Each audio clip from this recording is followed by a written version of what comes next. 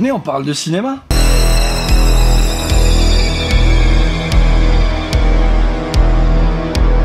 Je sais que je l'ai déjà beaucoup dit, mais j'adore le fan footage. Oui, je fais partie de cette génération qui a été traumatisée par les forêts depuis le projet Blair Witch. Donc à l'arrivée des films qui ont fait exploser le genre comme Cloverfield, j'ai adoré. Rec, j'ai adoré aussi. Ou Paranormal Activity, non, ça c'est de la merde. Je m'étais lancé à la chasse de tout ce qui sortait dans le genre fan footage. Et il y a certaines petites productions que j'avais adorées, mais dont on ne parlait pas beaucoup. Et c'est pour ça que j'ai décidé de vous en citer quelques-uns ici. Je dis quelques-uns parce qu'il y a largement de quoi faire d'autres tops sur le sujet si ça vous dit. Bah alors dites-le moi. Allez, c'est parti pour 5 fan footage méconnus.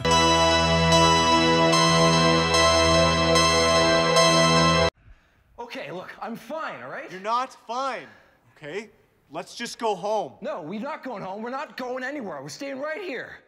Let's test. Come on, let's test. Shit. Derek, what are you doing? Derek, you're freaking me out right now. Just stop.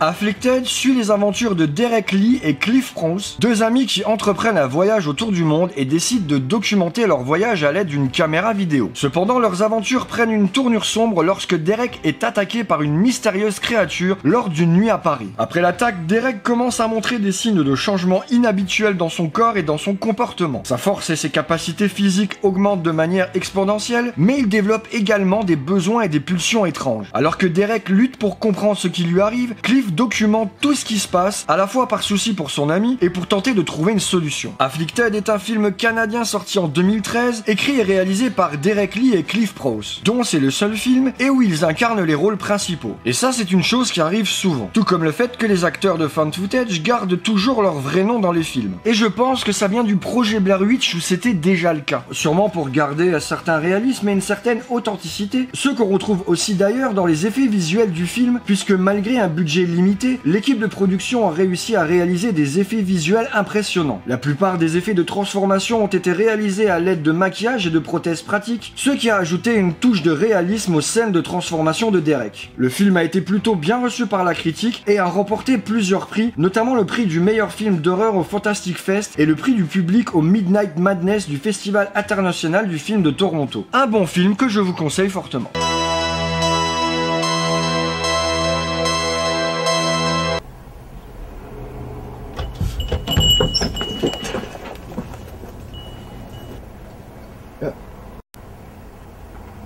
あ、すいません。ちょっとこの辺取材に来てるんですけども。なんでそんな言い方できんだよ。少し。ああ、なんでそんな言い方ができるんだって聞いてんだよ。 L'histoire commence lorsque Kobayashi se penche sur une série de phénomènes étranges et d'événements mystérieux liés à une femme nommée Kana Yano. Les énigmes surnaturelles comprennent des enregistrements audio perturbants, des malédictions, des esprits vengeurs et des apparitions surnaturelles. Alors que Kobayashi creuse plus profondément, il découvre un réseau complexe de forces occultes impliquant des cultes religieux, des sacrifices et une entité maléfique connue sous le nom de Kagutaba. Les événements effrayants se multiplient à mesure que Kobayashi se rapproche de la vérité, mettant sa vie et celle de ceux qui l'entourent en danger. Norio the Curse est un film japonais sorti en 2005 et réalisé par Koichi Shiraishi, à qui on doit entre autres Jurei la malédiction en 2004 ou Grotesque en 2009. Le film utilise une grande variété de techniques de narration, y compris des séquences de vidéos retrouvées, des interviews, des enregistrements audio et des images de surveillance pour construire un récit horrifiant et captivant. Il exploite aussi habilement la peur de l'inconnu et de l'occulte, tout en proposant des moments de tension et de terreur visuelle. Le film a été salué par la critique pour son atmosphère sinistre et son scénario complexe. Le film se démarque par son approche réaliste du genre horreur et nous offre une expérience immersive pour tous les amateurs de films paranormaux ou de fan footage.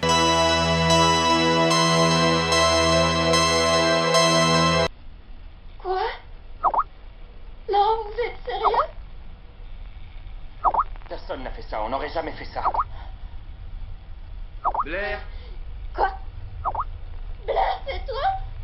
Non! Et qu'est-ce qui nous le procure? Hé, c'est pas elle, je sais que c'est pas elle.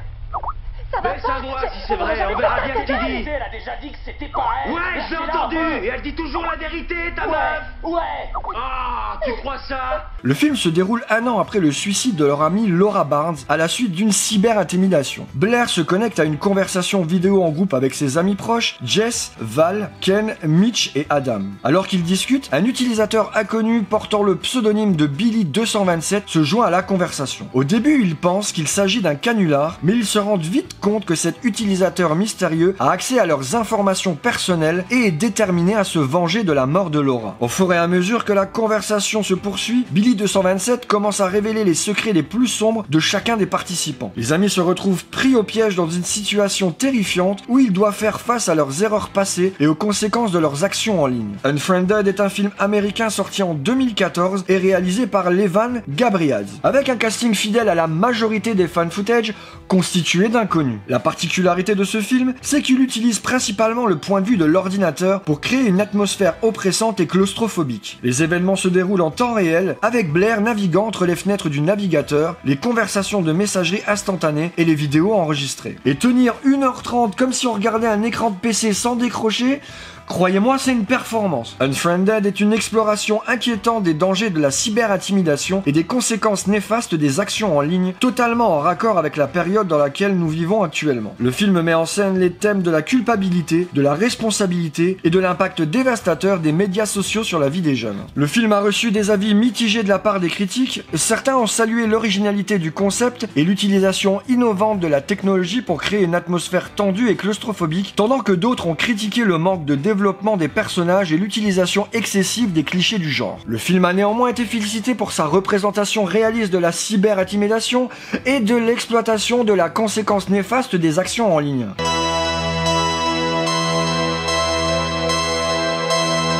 Oh merde, il est trop court. La table. Ok. Allez. Attention. Prêt? 1, 2, Poussez, 3. allez, poussez-moi. Encore. 1, 2, 3, poussez.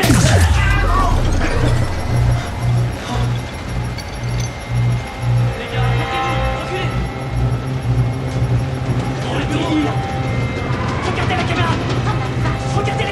Projet Almanach suit l'histoire de David Raskin, un brillant lycéen passionné de sciences. Un jour, en fouillant dans les affaires de son père décédé, David découvre les plans et les composants d'une machine à voyager dans le temps appelée le projet Almanach. À l'aide de ses amis Quinn, Adam et Jesse, David parvient à construire la machine à voyager dans le temps. Il commence à l'utiliser pour des expériences amusantes, comme revisiter des moments passés et corriger des erreurs. Cependant, à mesure que David et ses amis explorent les possibilités offertes par le voyage dans le temps, ils réalisent que leurs actions ont des conséquences inattendues et dangereuses. Projet Almanach est un film américain sorti en 2015 et réalisé par Dean Israelite, qui nous aura pondu Power Rangers 2 ans plus tard en 2017. Au vu du titre, vous pourrez vous douter que Retour vers le futur sera cité par le réal comme l'une de ses principales inspirations pour le projet Almanach. Il voulait capturer le même sens d'aventure et d'exploration du voyage dans le temps, tout en le situant dans un contexte plus contemporain. L'équipe de production a travaillé en collaboration avec des conseillers scientifiques pour s'assurer que les éléments scientifiques du film étaient plausibles. Bien que le film prenne certaines libertés créatives, des efforts ont été faits pour maintenir une certaine cohérence et crédibilité scientifique. Projet Almanach a reçu des avis critiques mitigés. Le film a été salué pour son concept de voyage dans le temps contemporain et son utilisation innovante du format du found footage, qui apporte une sensation d'immersion. Cependant, le film a également été critiqué pour son manque d'originalité et sa similarité avec d'autres films de voyage dans le temps. Certaines critiques ont estimé que l'intrigue manquait de profondeur et que les personnages n'étaient pas suffisamment développés. Encore une fois, les goûts et les couleurs. Avant de passer au numéro 1 de ce top, n'oubliez pas,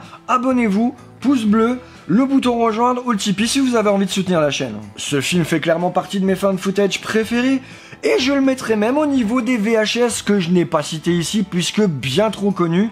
Alors c'est parti pour le numéro 1 de ce top. We have got to be extremely cautious tonight, Lance. I mean, we do not want to be messing with something like this. At all.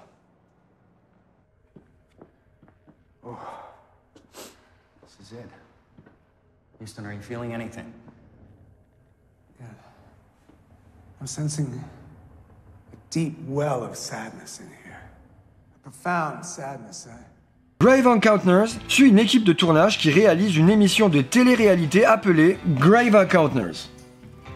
Ouais, c'était facile. Ils se rendent dans un hôtel psychiatrique abandonné, le Collingwood Psychiatric Hospital, réputé pour être hanté. L'objectif de l'émission est de capturer les preuves de l'existence de phénomènes paranormaux. L'équipe composée du présentateur Lance Preston et de plusieurs membres de l'équipe technique entre dans l'hôpital avec scepticisme, mais se retrouve rapidement confronté à des événements surnaturels. Les portes se referment mystérieusement, les lumières clignotent, des voix inquiétantes résonnent et les membres de l'équipe commencent à disparaître les uns après les autres. Alors que la nuit avance, l'équipe réalise qu'il est piégé dans l'hôpital et que les esprits maléfiques qui le hantent ne les laisseront pas partir. Ils doivent lutter pour leur survie tout en étant traqués par des forces surnaturelles terrifiantes. La frontière entre la réalité et l'au-delà devient de plus en plus floue, mettant à l'épreuve la santé mentale et la résistance des membres de l'équipe. Grave Encounters est un film d'horreur canadien sorti en 2011 et réalisé par les Vicious Brothers, qui auront pu lui faire une suite et sont actuellement en préparation du remake de Urban Legend. À l'origine, Grave Encounters devait être un court-métrage d'environ 20 minutes. Cependant, après avoir réalisé le potentiel de l'histoire,